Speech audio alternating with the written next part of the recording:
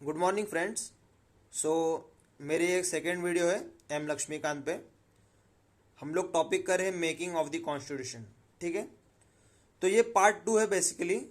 और मैं आपसे रिक्वेस्ट करता हूँ कि ये जो इंडियन पॉलिटी की बुक है वो आप मेरे साथ साथ पढ़िए, ताकि आपको एक क्लियर अंडरस्टैंडिंग आ जाएगा टॉपिक्स के बारे में। और मैं बहुत ही क्लियरली हर एक पॉइंट, हर एक वर्ड आपको एक्सप्लेन करूँगा इस लेसन का। ठीक है, तो without wasting time we will start our explanation.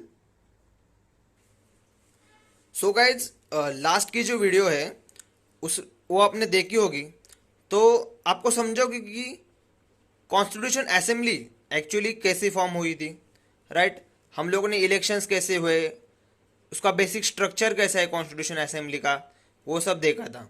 ठीक है, तो थर्ड जो कंपोनेंट हम देखेंगे इस लेसन में मेकिंग ऑफ कॉन्स्टिट्यूशन के, वो ये है कि ऑब्जेक्टिव, मतलब देखो, composition of the constitution assembly देखेंगे। ठीक है, ये पूरा टॉपिक हम लोग ट्राई करेंगे कि ख़त्म हो जाए। ठीक है, तो कॉम्पोजिशन ऑफ कॉन्स्टिट्यूशन असेंबली के अंदर हम लोग 3 से 4 चीज़ें सीखेंगे। First, initial sessions of the constitution assembly. उन इनिशियल सेशंस में क्या क्या हुआ वो हम लोग पढ़ेंगे। सेकंड, हम लोग देखेंगे ऑब्जेक्टिव रिजोल्यूशन के बारे में। ये ऑब्जेक्टिव रिजोल्यूशन क्या होता है ये मैं आपको बताऊंगा। और फिर हम लोग देखेंगे इंडिया इंडिपेंडेंस एक्ट 1947 के बारे में। इसमें हम लोग ये सीखेंगे कि इसमें एक्चुअली क्या हुआ, इंडिया का और पाकिस्तान का सेपरेशन हुआ। फिर कॉन्स्टिट्यूशन असेंबली जिसमें पहले 389 सीट्स थे, उसमें क्या क्या चेंजेस हो गए, तो ये सारी चीज़ें हम आज देखेंगे। ठीक है, तो विदाउट वेस्टिंग टाइम हम अपना जो फर्स्ट टॉपिक है इसका, दैट इज इनिशियल सेशंस, उसके बारे में बात करेंगे। ठीक है, देखो दोस्तों, कॉन्स्टिट्यूशन असेंबली तो फॉर्म हो चुकी थी। तो इस कॉन्स्टिट्यूशन असेंबली का फर्स्ट सेशन हुआ दिसंबर 9, 1946 को। ठीक है, अब देखो पहला सेशन है, राइट। तो बहुत कुछ चीज़ें जो थी वो फिक्स नहीं थी। तो क्या हुआ, इस फर्स्ट सेशन में कोई तो मेजर होना ही चाहिए, राइट। तो टेम्परेरी बेसिस पर सच्चिदानंद सिन्हा जो है उनको प्रेसिडेंट किया गया। ठीक है, और जब ये प्रेसिडेंट थे और जब फर्स्ट सेशन था, तब एक्चुअल कितने लोग आए थे? सिर्फ 211 पीपल जो थे उन्होंने अटेंड किया था ये फर्स्ट सेशन। ठीक है, तो क्वेश्चन आता है व्हाई, राइट। क्योंकि आपको पता है अब हमारी जो कॉन्स्टिट्यूशन असेंबली थी उसमें टोटल थी 389 सीट्स, राइट। तो उसमें से 296 तो सीट्स भर गई थी इलेक्शन से। फिर सिर्फ 211 मेंबर्स क्यों आए? देखो, इसमें एक पॉलिटिक्स हुई। आपने देखा होगा इलेक्शंस में मुस्लिम लीग को सिर्फ 73 सीट्स मिली थी और इंडियन नेशनल कांग्रेस को मिली थी 208 सीट्स। तो मुस्लिम लीग के मेंबर्स को समझ गया था कि अल्टीमेटली डोमिनेंस जो है वो इंडियन नेशनल कांग्रेस का होने वाला है। सो उन्होंने क्या किया, उन्होंने इस फर्स्ट सेशन को बॉयकॉट कर दिया और डिमांड रख दी कि हमें भाई सेपरेट पाकिस्तान चाहिए। ठीक है, इसलिए 211 मेंबर्स ही इसमें फर्स्ट सेशन में प्रेजेंट थे। देखो, एक चीज आपको याद रखनी चाहिए, टेम्पररी बेसिस पे सच्चिदानंद सिन्हा प्रेसिडेंट थे, बट लेटर जो हमारे कॉन्स्टिट्यूशन असेंबली है उसके परमानेंट प्रेसिडेंट जो है, जो मैंने पीपी लिखा है, वो थे राजेंद्र प्रसाद। ठीक है, और वाइस प्रेसिडेंट कौन थे? HC मुखर्जी और कृष्णा मचारिया। ठीक है दोस्तों, तो ये लोग वाइस प्रेसिडेंट थे।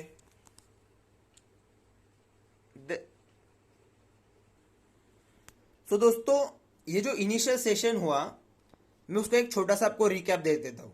ठीक है, देखो, कॉन्स्टिट्यूशन असेंबली तो बन गई थी। तो दिसंबर 9 को 1946 को फर्स्ट सेशन हुआ।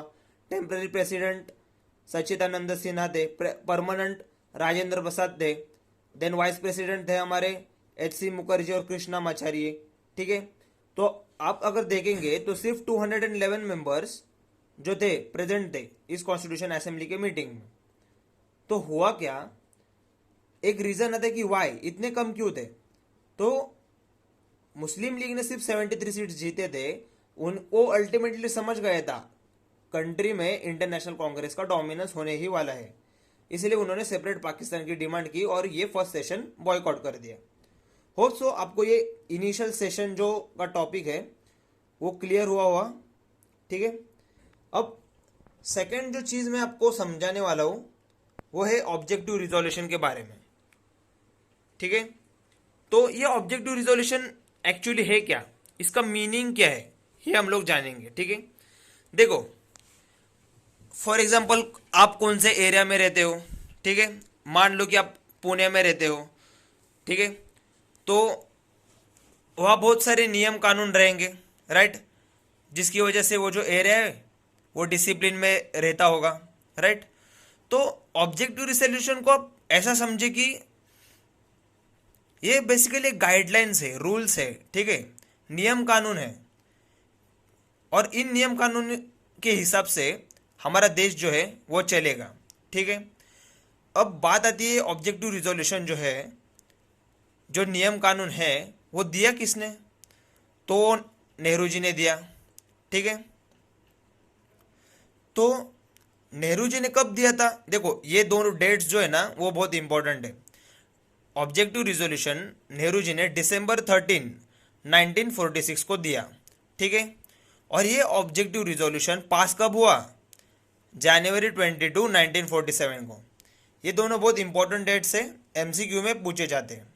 ठीक है, अब ये जो ऑब्जेक्टिव रिजोल्यूशन है बेसिकली ये जो नियम कानून है जो सिमिलर, जो बताते हैं कि देश कैसा चलेगा, ठीक है, वो अब सिमिलर है एक चीज़ के।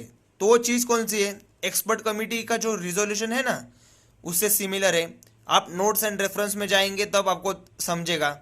देखो दोस्तों, बुक तो आपको ओपन करनी ही पड़ेगी, मैं डायरेक्टली यहाँ पर बुक शो नहीं कर सकता। ठीक है, और लास्ट हमारे जो प्रियम्बल है, ठीक है, इसमें भी ये हमारा जो प्रियम्बल है, मतलब we the people of India having solemnly resolve to constitute India a sovereign socialist secular democratic republic, ये जो हमारा प्रियम्बल है ये बेसिकली क्या है दोस्तों, ये इसी ऑब्जेक्टिव रिजोल्यूशन का मॉडिफाइड वर्जन है। ठीक है दोस्तों, और लास्ट पॉइंट ये आता है कि ये जो हमारा ऑब्जेक्टिव रिजोल्यूशन है वो अनएनिमसली पास हुआ था, एक्सेप्ट हुआ था। ठीक है, मतलब इसका किसी ने भी विरोध नहीं किया था। ठीक है, तो बेसिकली मैं ऑब्जेक्टिव रिजोल्यूशन का एक आपको छोटा सा रिकैप दे देता हूँ। ठीक है, तो देखो दोस्तों, ऑब्जेक्टिव रिजोल्यूशन क्या है, ऐसे नियम कानून है जिससे हमारा देश चलेगा। किसने दिया ये, नेहरू जी ने। कब दिया, December 13, 1946 को। कब पास हुआ, January 22, 1947 को। ठीक है दोस्तों, और ये जो ऑब्जेक्टिव रिजोल्यूशन है वो हमारे एक्सपर्ट कमेटी का जो रिजोल्यूशन है उससे सिमिलर है। अब देखो एक्सपर्ट कमेटी क्या है मैं आपको आगे समझाऊंगा। ठीक है, और ये जो ऑब्जेक्टिव रिजोल्यूशन का जो ये डॉक्यूमेंट है वो अनएनिमसली पास हुआ था, मतलब इसका किसी ने भी विरोध नहीं किया। ठीक है, होप्स आपको ऑब्जेक्टिव रिजोल्यूशन क्या है इसका एक अच्छे से आइडिया आया ही होगा। ठीक है, अब हम हमारे थर्ड टॉपिक के टुवर्ड्स मूव होते हैं, इंडिया इंडिपेंडेंस एक्ट 1947। इसमें एक्चुअली क्या हुआ, ठीक है, तो हम लोग ये देखेंगे। देखो दोस्तों, सबसे पहले हम समझेंगे कि इंडिया इंडिपेंडेंस एक्ट 1947 आया तो आया क्यों। ठीक है, अभी हम लोग ने सीखा कि जो फर्स्ट सेशन था वो बॉयकॉट कर दिया मुस्लिम लीग ने, क्योंकि उनको चाहिए था सेपरेट पाकिस्तान।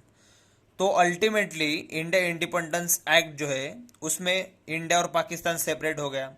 ठीक है, तो देखो पहले जो हमारी कॉन्स्टिट्यूशन असेंबली थी ना वो इंडिया और पाकिस्तान दोनों को मिला के थी, दैट इज 389 सीट्स वाली, राइट। तो अभी मुस्लिम लीग तो गया, राइट, इंडिया का डिवीजन हो गया। तो अभी हमारे कॉन्स्टिट्यूशन के असेंबली में, दैट इज इंडिया के कॉन्स्टिट्यूशन के असेंबली में कितने सीट्स थे?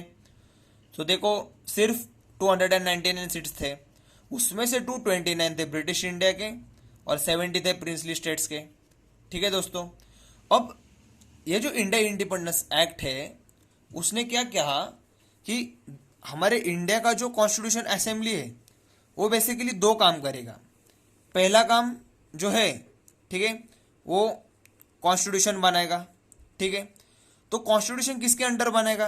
राजेंद्र प्रसाद के अंडर। और दूसरी जो चीज़ है, जो कॉन्स्टिट्यूशन असेंबली जो काम करेगा वो लॉ बनाने का काम करेगा, और लॉ बनाने का काम जो है वो जीवी मालवंकर जो है इनके अंडर होगा। ठीक है, अब देखो दोस्तों, ये जो कॉन्स्टिट्यूशन बना ना राजेंद्र प्रसाद की प्रेसिडेंटशिप में, या हम लोग बोलेंगे लीडरशिप में, ठीक है, उसमें टोटल थे 11 सेशंस, जिसमें पहला सेशन हुआ था दिसंबर 9 को 1946, और लास्ट का जो सेशन है that is 11 session, total 11 session हुए थे, राइट। 14 नवंबर 1949 को हुआ। तो समझ सकते हो दोस्तों कि पूरे 11 सेशंस लगे हमारा ये संविधान बनने के लिए। अब देखो दोस्तों, यहाँ तो मैंने लिखा नहीं है पर मैं आपको बता देता हूँ, पूरा हमारा संविधान बनाने के लिए है ना 2 साल 18 महीने, सॉरी दोस्तों, 2 साल 11 महीने और 18 दिन लगे। ठीक है, उसमें से 114 जो थे वर्किंग डेज थे। हमारा संविधान बनाने के लिए हम लोग ने 60 डिफरेंट कंट्रीज का जो कॉन्स्टिट्यूशन है ना उसको एनालाइज किया प्रॉपरली। ठीक है, और फिर जाके हमारा संविधान बना है दोस्तों। ठीक है, तो बहुत ही दुनिया का सबसे अच्छा डॉक्यूमेंट है हमारा। ठीक है, तो देखो दोस्तों, 11 सेशंस कंप्लीट होने के बाद फाइनली हम बोल सकते हैं कि 26 नवंबर 1949 को जो है ना हमारा संविधान जो है वो टोटली अच्छे से पूरा हो गया। ठीक है दोस्तों, तो इसी दिन हम लोग ने हमारा कॉन्स्टिट्यूशन को एडॉप्ट किया, इनेक्ट किया। ठीक है, और प्रियम्बल भी देखोगे ना आप, उसमें एक स्टेटमेंट है, this 26th day of November 1949 we hereby adopt our constitution, ऐसा स्टेटमेंट लिखा हुआ है प्रियम्बल में, यानी प्रियम्बल में भी यही डेट दिया हुआ है। और इसी तारीख को हमारा कॉन्स्टिट्यूशन जो है वो हाफ इम्प्लीमेंट हुआ था। अब देखो हाफ इम्प्लीमेंट क्यों हुआ, मैं आपको वो सिनारियो बता देता हूँ। यहाँ इनेक्टमेंट का मीनिंग क्या है मैं आपको वो समझा देता हूँ। ठीक है, देखो दोस्तों, ये हमारा जो संविधान बना तब 284 मेंबर्स ने जो है इस डॉक्यूमेंट को साइन कर दिया, मतलब अथॉरिटी जो है वो दे दिया। ठीक है, तो मैं आपको बताता हूँ इनेक्टमेंट का मीनिंग है। देखो दोस्तों, 2 टर्म्स होते हैं, एक होती है इनेक्टमेंट और दूसरा होता है एनफोर्समेंट। ध्यान से सुनो, मैं आपको एक एग्जांपल देता हूँ। मान लो हमें किसी एक चीज़ पर नियम बनाना है।